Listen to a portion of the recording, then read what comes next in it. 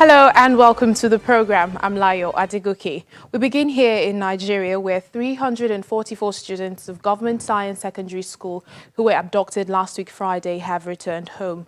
On their arrival from Zamfara earlier today, the school children who were freed yesterday after 1 week in captivity were received in the Katsina Government House by Governor Aminu Masari and other officials of the state government.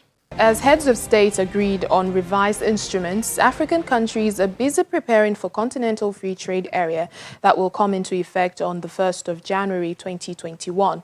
54 out of 55 countries signed and 21 countries signed and ratified. In May last year, African leaders launched the African Continental Free Trade Area with the intention of uniting 1.3 billion people and ushering in a new development era on the continent. With the Africa Continental Free Trade Area Agreement, African countries hope to grow and expand the economic benefits experienced through regional cooperation and integration, as previously attempted through regional economic communities such as ECOWAS, SADC, and the Common Market for Eastern and Southern Africa, COMESA. At the last meeting of the continent's leaders, they say it's all systems go come the 1st of January 2021. Is one of the most significant milestones in the continental integration project.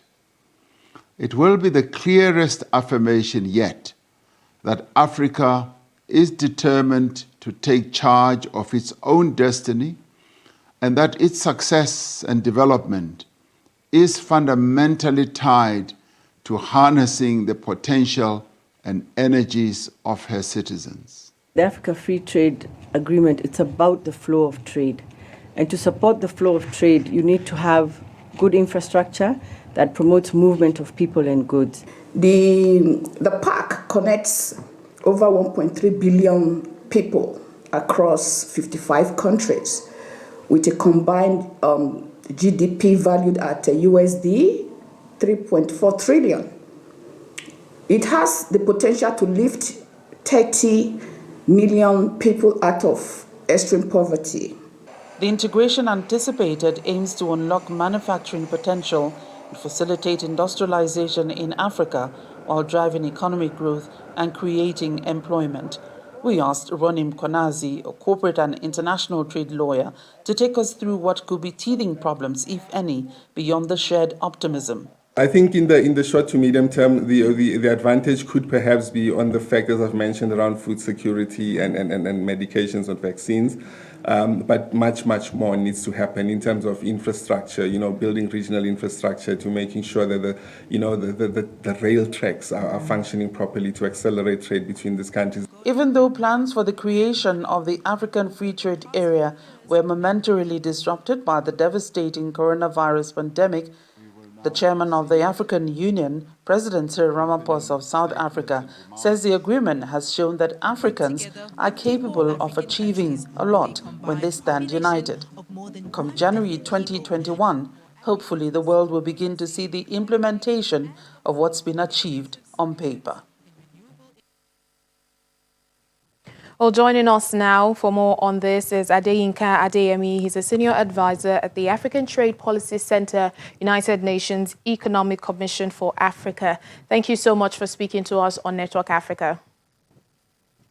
Thank you for having me today. Now, with this AfCFTA set to take off in January 2021, how prepared do you think Nigeria is, and how do we take advantage of this deal? Yeah, thank you for that very crucial question, which we get asked every time. The short answer is that Nigeria is ready. You might say that all the inputs are not in place. Nigeria is not manufacturing enough. Its MVA, that's manufacturing value added, is very low. We are not, producing as much as we should be. But this is an occasion where you have to learn to sing and dance at the same time. Nigeria is leading. If you look at the contribution of the trading services to the economy of Nigeria, it is huge. It is close to 60%. What do I mean by that? We're talking about finance, banking, insurance, Nollywood, and so on and so forth. These are areas where Nigeria is leading in Africa. And these are areas where Nigeria can leverage its leadership to kind of take advantage of AFCFTA. Now, it is also true that we cannot rest on our oars in terms of manufacturing, in terms of industrialization. And I know that MAN, the Manufacturing Association of Nigeria, we work closely with them, is working on this. Now, it does not mean that Nigeria is completely ready, it is producing everything and all that. But we need now to go to the private sector and capacitate them in terms of knowledge, and this is what we are doing in a project supported by the European Union. So that is the way we look at it. Yeah. Just very quickly, let me also chip this in. One of the reasons for this AFCFTA is to help African economies, and I'm sure you will agree with that. But how do you see that playing out come January 2021? Now, about 2 weeks ago, our heads of states met in South Africa and gave the order, as it were, that trading will start. Trading will start based on the offers that we're having, the tariffs we're having. What will Africa, what's it in for Africa? I think I heard the preceding, announcement. We're talking about $3.4 trillion. We're talking about the largest single market since World Trade Organization. We're talking about a situation where tariffs are going to be removed on a huge amount of products. Non-tariff barriers, and by that we mean all sorts of things that you experience at the border, say in semi-border, from the hands of customs, both legal and illegal.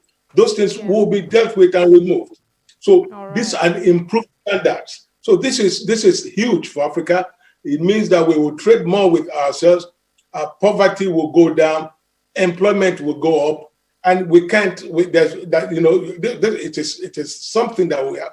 African countries must take advantage of, in spite of all limitations, because that is why we are going to be supporting them. We hold their hands, we accompany them to do what they have to do, especially in operationalizing national implementation strategies for CFTA. Yeah, a great boost for Africa, even as we look on to January 2021. Thank you so much, sir. Adeyinka Adeyemi, the Senior Advisor, African Trade Policy Center at the United Nations Economic Commission for Africa. Thank you for your thoughts.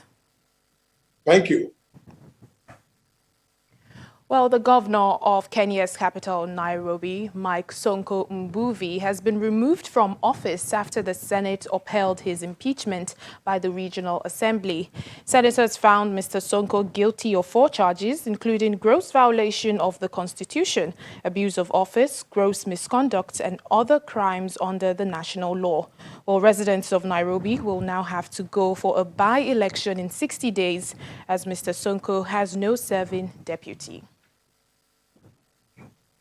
Well, the former president of Burundi, Pierre Buyoya, has died at the age of 71. A family source said he died in Paris on Thursday due to COVID-19 complications. The retired army major had 2 spells in power for a total of 13 years after overthrowing his predecessor. In October, he was sentenced in absentia to life imprisonment by a Burundi court, accused of assassinating the country's first democratically elected president, Melchior Ndadaye, in 1993, and this sparked the killing of an estimated 300,000 people. Now, on our Africa Tech segment, a Nigerian-based healthcare platform, Doki App, is seeking to connect healthcare professionals to people that need medical advice and support. The innovation is also an avenue for healthcare professionals to network and share tips with one another. From the comfort of their homes and at the touch of a button, users can request an appointment with a doctor via the app. Like some other countries in Africa, access to healthcare in Nigeria can be challenging, so the idea was born out of the need to close the accessibility gaps of traditional channels.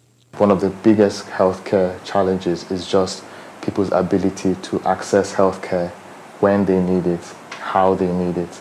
and their ability to make choices as to what kind of care they want.